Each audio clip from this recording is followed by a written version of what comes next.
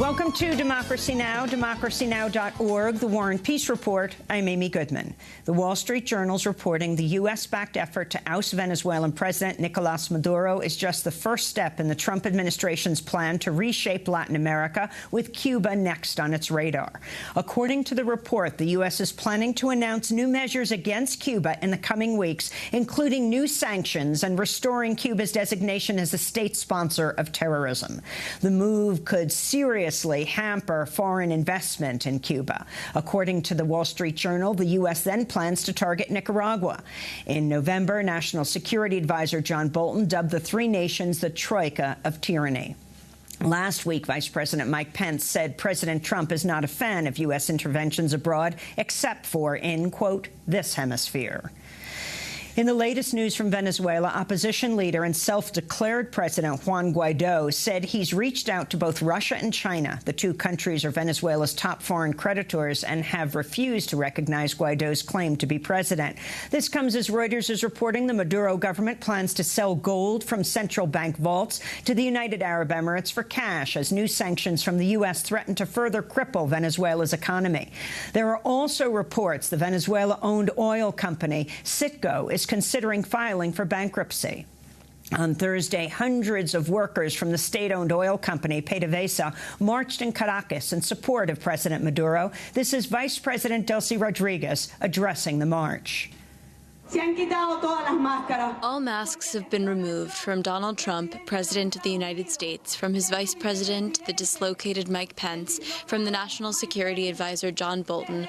All without exception have said they are coming for the oil of Venezuela. And what is our response?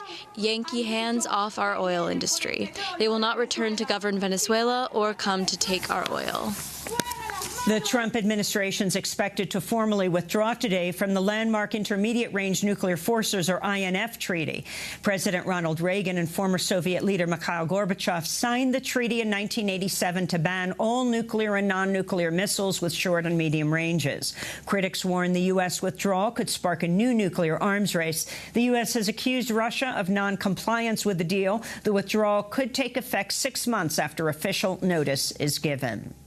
Vermont Independent Senator Bernie Sanders introduced legislation Thursday that would lower the threshold for paying a state tax on inheritance, which is now at $11 million after the passage of the 2017 tax bill. The measure would lower the amount to $3.5 million of assets, after which the estate tax would apply, the same level as in 2009. The change would only affect the richest 0.2% of Americans, and the revenue would help pay for social programs like Medicare for All. The measure comes after other high-profile Democrats introduced their own tax proposals on the wealthiest Americans.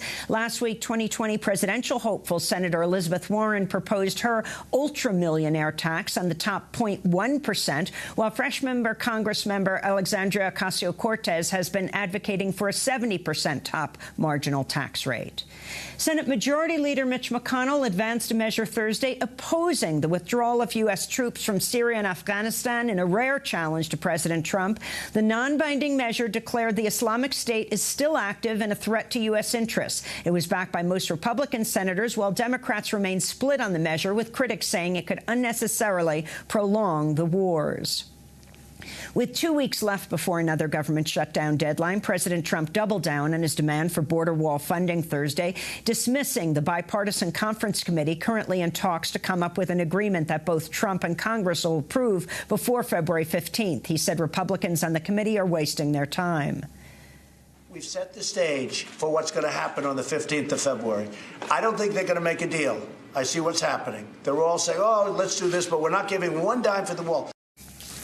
In turn, House Speaker Nancy Pelosi reiterated there would be no funding for a physical wall, and the committee should be allowed to do their work. Meanwhile, freshman progressive Congress members Ayanna Pressley and Alexandria Ocasio-Cortez, Rashida Tlaib and Ilhan Omar wrote a letter calling on their Democratic colleagues to cut, not increase, funding for the Department of Homeland Security as part of any upcoming funding deal. The letter, which is expected to be read on the House floor in the coming week, reads, quote, "The upcoming budget process will be a critical opportunity to take up conversations about reforms to the agency. In the meantime, not another dollar."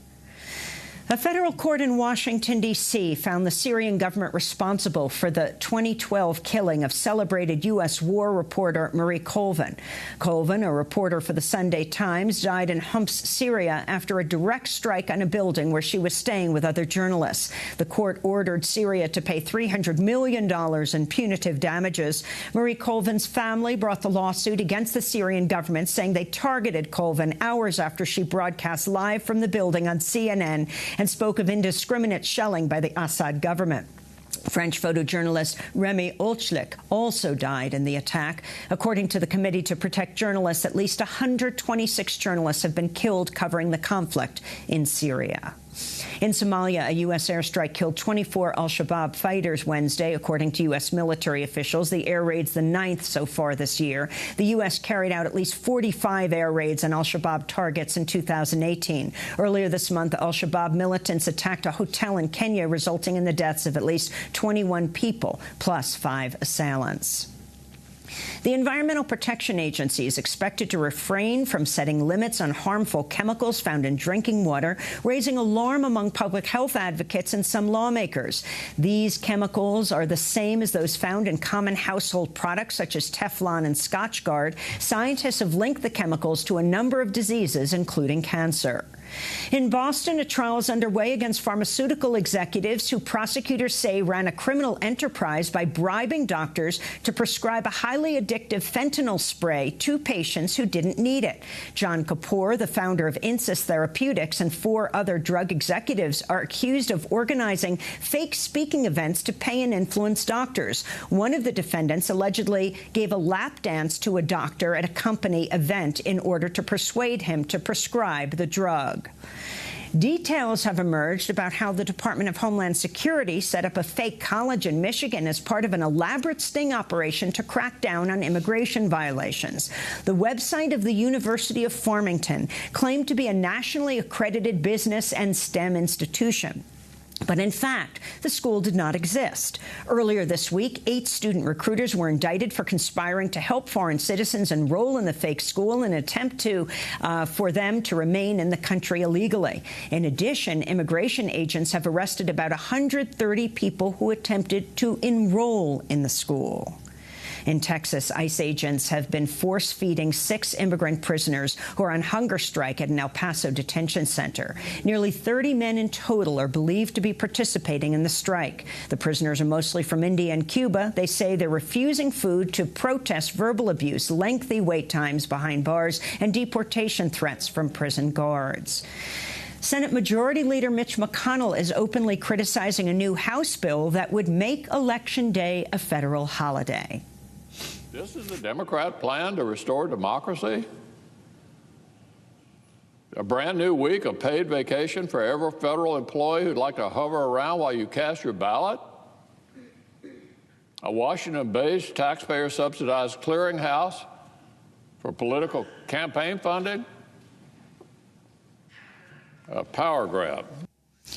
In response, New York Senator Kirsten Gillibrand tweeted, "Voting isn't a power grab, it's democracy, and it's literally the entire point of our representative government. And by the way, not only should Election Day be a federal holiday, we need automatic voter registration and universal mail voting, too," she said. The majority of democracies hold general elections on the weekend, while some others, which hold elections on a weekday, have made the day a public holiday. The website Jezebel is reporting the FBI warned law enforcement about so-called pro-abortion extremists in a 2017 domestic terrorism briefing.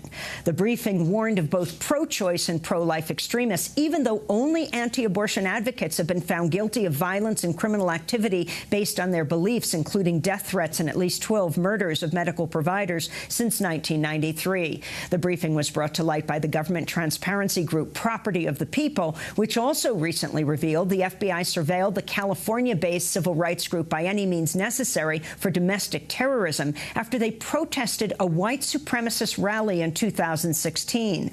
Documents revealed language by the FBI portraying the group's members as possible terror threats while saying, quote, the KKK consisted of members that some perceived to be supportive of a white supremacist agenda. In Texas, Catholic leaders identified 286 priests who were accused of sexually abusing children dating back to 1950. The revelation is the latest in the ongoing sexual abuse crisis rocking the Catholic Church. It's not clear if any priests in Texas will be prosecuted. And New Jersey Senator Cory Booker has announced he'll run for president in 2020. Booker was the mayor of Newark before becoming a senator. In the Senate, he's advocated for criminal justice reform and was a co-sponsor of the First Step Act. He also called for legalizing marijuana. Cory Booker has faced criticism from the left for his relationship with the pharmaceutical industry and Wall Street. In 2014, he was the top recipient of Wall Street money, according to the Center for Responsive Politics. In 2017, he announced he would stop taking corporate PAC contributions and has come out in support of Senator Bernie Sanders' Medicare for All plan. And those are some of the headlines. This is Democracy Now!, democracynow.org, The War and Peace Report. I'm Amy Goodman.